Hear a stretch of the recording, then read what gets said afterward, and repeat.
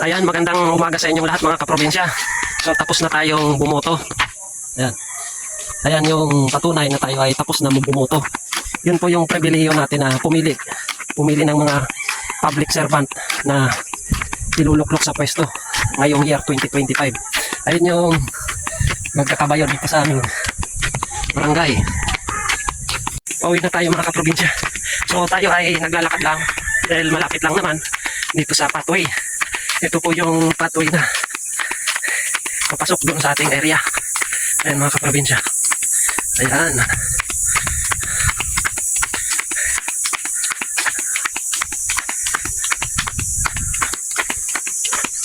Ayan mga kaprobinsya. So patuloy pa rin yung ating trabaho doon sa ating area, sa ating farm. So mamaya baka magtabas ako o mag-spray ng damo. Kasi yung pagtataniman natin ng pulutan na mais ay medyo tumubo na yung damo sa katagalan ng pag-antay natin ng ulan. So ayan mga kaprobinsya, medyo maulap, sana ibagsak para pag nabasa lahat sabay-sabay yung pagtubo ng ating mais. Yung ating tinaniman mga kaprobinsya ay nasa 1 hektarya yun. Kaya sayang kung yung iba hindi totoo dahil napakainit. Ayun may mais na rin pala sila na una kasi ito tataniman pa rin nila yan. Ayan mga kaprobinsya yung sa kanila medyo patag. Yung sa akin, sa area ko, ito lang medyo patag dito sa area na to yung sa akin, tulog talaga. Ganun talaga mga kaprobinsya. Yun yung binigay na area sa atin ng Panginoon.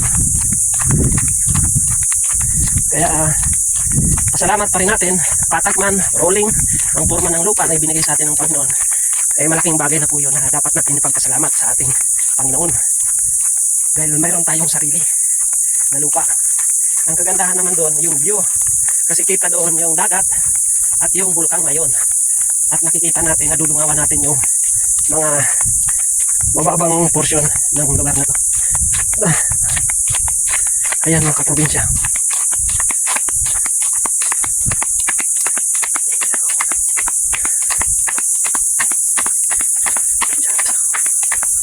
Ayan. Pauwi na tayo. Ayan yung ating nilalakaran mga kaprobinsya. Kasi pagdating doon sa kanto, putol naman na yung pathway kaya tayo ay naglakad na lang.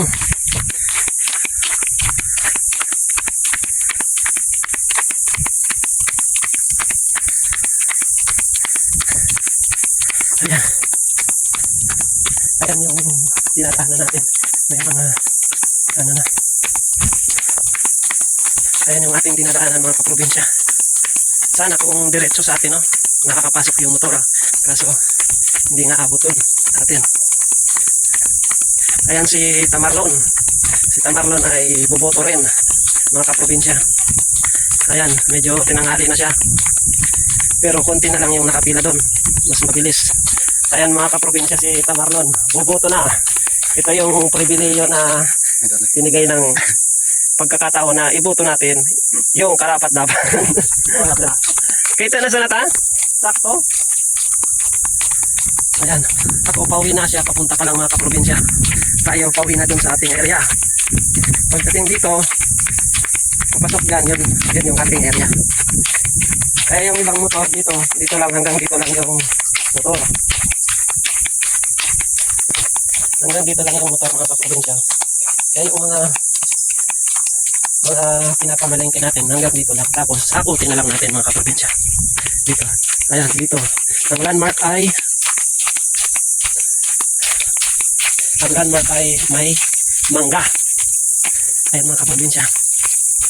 Ito yung ating area.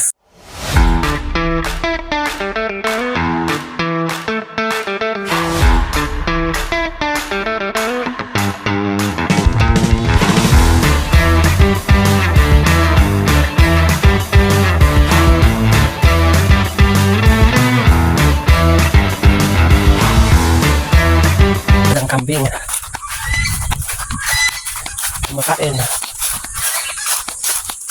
Ayan ayan yung ating kambing na initan na.